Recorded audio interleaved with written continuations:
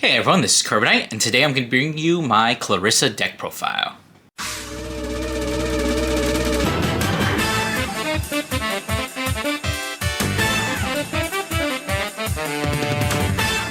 So, starting off where we always need to, is this deck good? Easy answer, no, this deck is still like tier D. It has just not been given what it needs in order to actually compete in the meta. And in general, I think like the playstyle is just a little too set one focused to the point where it's going to be really hard to actually like make this a viable deck in the meta without like some serious support. But the main reason we're doing this is because Clarissa, for whatever reason, got a brand new promo that does patch up some of the holes that the deck did have before and makes it a little bit more playable. So obviously had to go ahead and update it. So let's hop into the deck profile. All right, so as always, we are going to be starting off with the ride line. We are going to be playing just the basic Clarissa ride line. Obviously, this is probably like the best that you can do. So we are going to be playing the grade 0 Clarissa. This is actually necessary, but it is just, generic D starter because when the grade 1 is placed specifically by riding on the grade 0, let's focus. You check the top 7 cards of your deck, you choose one grade 1 or less, earns correct, reveal it, add it to your hand, and then you shuffle the rest and you put them on the bottom of the deck. So remember that's just like really weird. It is pretty often to whiff off of this skill, just because we're not playing as many grade 1s as normally we would, just because the new promo is unfortunately not a grade 1, meaning that we kind of just want to max out on it, and it's a pretty good card. So you're often going to be whiffing on that. She does have another skill. When she attacks while you have no rear guards, she gets plus 5k. So effectively, you always have a booster because you're missing for 13 at an 8k most of the time if you're attacking with her. So it's pretty good in that sense. Although sometimes, a lot of the times, in fact, you are going to be wanting to like call some stuff during the first turn. But we'll talk more about that once we get there. And then the grade 2, basically the same skill when it is placed by riding on the grade 1. You Soul Blast 1 and then check top 7 yet again. This time searching for a grade 2 or less, earns correct, add it to your hand, and then shuffle the rest and put them on the bottom of your deck. And then of course the same plus 5k skill. So theoretically, if you don't call anything, you don't have anything good to call in those first 2 turns, which is pretty likely considering a lot of the support is locked behind being on grade 3. You'll at least be able to like guarantee push some damage. And then of course in the ride line, we are going to be playing new Clarissa as opposed to the old Clarissa. Let me actually go ahead and pull out a base rarity art just so we can read this a little better. And you can probably see the difference between the FFR and the base rarity there. But anyways, she is dress up. She is a dress up mechanic. So if you Persona Road, you can pay this cost with Soul Blast 1. So you discard a Clarissa, a grade 3 Clarissa specifically, search your deck for an aim to be the strongest idol, which is the main order of the deck, put it to your hand, and then if you search deck, you shuffle. And then she has the other typical Clarissa skill is when she hits, you may draw 2 cards, and then all of your regards with earns correct in their names get plus 5k. So unlike the original Clarissa, she is only just draw 2 cards, regardless of how many times you hit, because that is a once per turn skill, meaning that you can only ever just draw 2 cards and get plus 5k. So yeah. Alright, so moving on into the main deck, of course we are going to be playing 3 copies of Persona Ride. Theoretically, if you really wanted to, you could probably tone this down because in this deck, Persona Ride is technically searchable, although most of the time you're not going to be searching it out unless you already have all the pieces that you need, which is very rarely.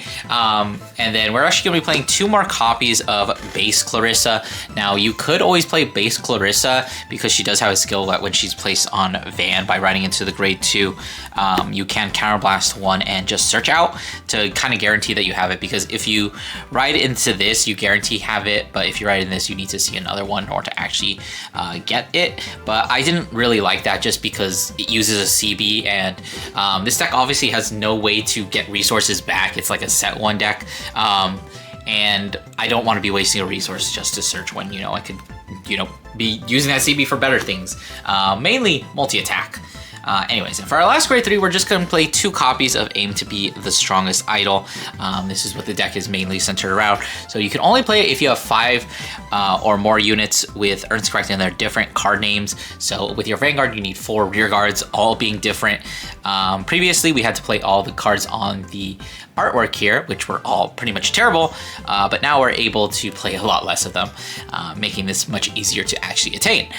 So until the end of turn, all your Earns Corrects get plus 5k, and then if your opponent is on grade 3, you can give your Clarissa the skill that you choose 3 of your opponent's rear guards or Vanguard circles, and it battles all of them at the same time. So whenever you play this, you're almost guaranteed to hit at least once.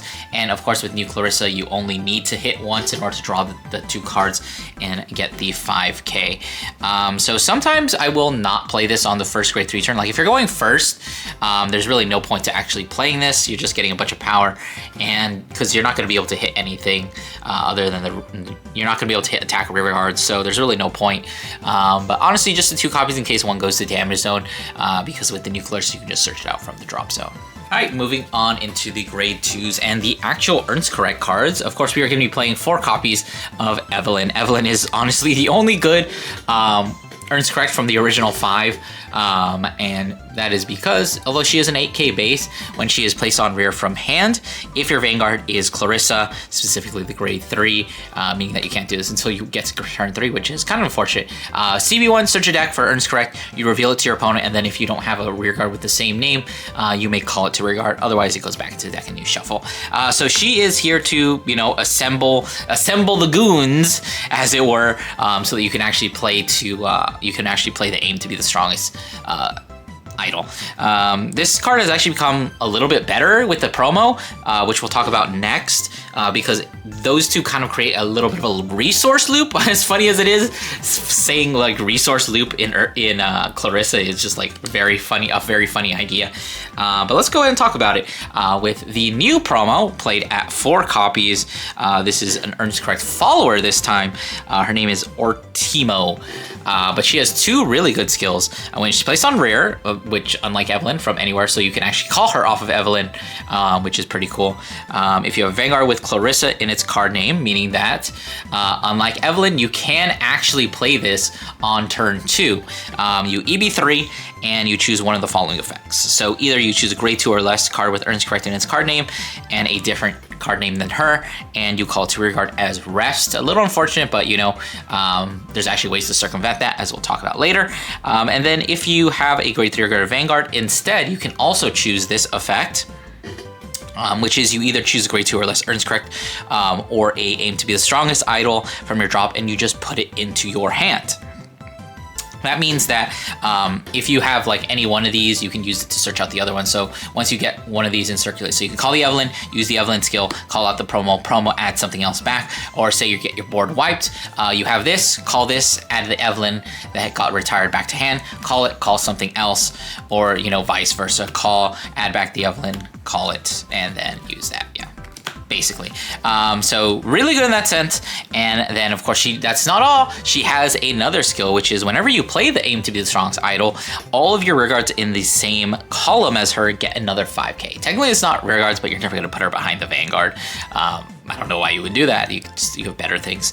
But she is the main column that we are looking to restand, because there is a form of restanding booster. Kind of wonky the way the restanding booster works, but it works pretty with this. So she's usually, what will end up happening is like, she'll end up swinging for like 38, and then she'll restand with another 5k, making it so that she'll actually swing yet again for another 48. So she tends to be like the most powerful column, just because of that second skill. But definitely does patch up a lot of the issues that the deck has. Reoccurability is something that lyrical decks tend to lack, and just being able to have something in archetype is very much appreciated. Alright, so continuing on with our grade 2s, we are playing 3 copies of the Ernst Correct follower. This one is Nacella, I guess. This is our only form of, well, one of our forms of multi-attack. So either on rear or hand, if you have a Vanguard with Clarissa, you can counterblast one, put it to soul, and choose one of your Vanguards. It's the skill that when it attacks, if you played Aim to be the Strongest Idol, choose one of your regards and stand it. So this is how you're restanding this column. So you counterblast one, put it to soul, and then swing with this, and then restand it. So that's how you get to your multi-attack. It's really good that she can work from hand or rear. So say you already have your board set up and you draw into her, that means you just go ahead and use her skill. Or say you need her to be the 5th name, you can always just call her, play Aim to be the Strongest, and then slide her into the soul in order to get that extra multi-attack. So overall solid card. I bumped her down to 2 just because or down to 3 because I needed some space, or I wanted to put some space for other things. And honestly, like, unless it's these 2, it's not usually worth maxing out on Ernst Corrects, just because, like, if you see multiples, they're not really going to help you. Well, I mean, multiples of these will help you because they get something else with a different name. But like I said, multiples aren't really going to help you because you do need to have those 5 different names. And towards that goal, we are playing 2 copies of Catalin, another one of the OGs. Whenever your Clarissa's attack hits, you can CB1 and discard a card in order to stand her. So combination of these 2 cards for 2 CB, you can get 5 attacks. And they do scale. The one unfortunate thing about her is, like, she doesn't really scale that big. Like, usually I want, if I'm going to be going for 5 attacks, I want to have a column like this. And obviously I want to have the restanding booster behind her as opposed to her, just because, you know, this is hitting for a lot harder than this is ever going to hit. But, you know, options there. You could theoretically cut this. I very much considered cutting it when I was testing this deck. But, you know, I decided, okay, I do want at least one other name because I'm consistently getting, like, too many repeats. Yeah. All right, moving on into the grade 1s, we are going to be starting off with a card that was introduced during the first DZ set for Lyrical. This is Redetta. She has very simple skills. If you played Aim to the Strongest Idol, your opponent cannot intercept. I'll be honest, I completely forgot about that. But the main skill that we use her for is that when your Vanguard hits, whether it hits a rear guard or a Vanguard, she stands herself. So there's actually a lot of very funny interactions you can do with this with the promo. Obviously, your ideal column is this column because you call it like this. You play Aim to be the Strongest, they both get 5k, and then her skill procs, giving them another 5k. You swing with this, boosted, and then your Vanguard attacks. You use the skill of our other grade 2 in order to restand this, and then since your Vanguard's attack hit, she will also restand, and they both get another 5k. I would put this at 4. I definitely do think this is a card that's worthy of being 4 copies just because it's really important. Because ideally what you want to do is you want to have 1 on each column so that whenever you attack, and if you have the other grade 2 that restands, this will also restand because the entire column will restand whenever you hit. But I just found myself finding too many of her and then needing those names, like I said, which is why I toned her down. Definitely what I think you could cut is a grade 2, probably the restander, this gal. Just because, like, she's not that important. Like, you're fine doing 4 attacks just because they can get pretty big, especially if you Persona Ride. All right, so moving on, we are going to be playing 4 copies of Rugina. This card is actually a lot more impactful, and I wish more people would recognize it, but then again, that would mean people need to actually play Clarissa. But at the end of the battle, she boosted and earns correct. If you have a Vanguard with Clarissa, meaning that it's active turn 1 and 2 as well, you can Soul Blast 1 and retire her in order to search your deck for any grade 3 or less, earns correct, and add it to your hand. So she gets herself off board. The only issue is that she does use Soul, and usually at the beginning of the game, you tend to only be able to use one of these, just because the grade 2 Clarissa is also using a Soul. But this card, really good. You ideally want to see this in the first couple turns so that you can search out the grade 3 Clarissa, the old one, so that you can just pitch it in order to add the Aim to be the Strongest. But if you don't have it, you search Evelyn. If you don't have Evelyn, or if you already have Evelyn and Clarissa, you're going to be searching out the promo. And if you already have all of that, well, you can just go ahead and search out Persona Ride, because obviously this isn't restricted by that either. All right, and for our last grade one, we are going to be playing 3 copies of Leona. This is honestly, she's just here for a name. She might as well just be a freaking vanilla at this point. But whenever a rearguard with earns correct in its name is retired during opponent's turn, if this unit is still on a rearguard circle, Soul Blast 1, discard a card, put that retired card back into your hand. So, you know, just another name. Like, that skill happens sometimes. Like, this will work if they get attacked into. It won't work if you intercept with them because they're retired from Guardian Circle, not Rearguard Circle. If they get retired by card effects, you just add them back. So it's kind of useful for that. You can add back the promo and your Evelyn, which are typically the 2 things that are going to be in your front row. So, you know, she's kind of useful, but like most of the time she isn't really doing anything. She's just there to be a name. And like I said, you probably want to have more grade 1s than not.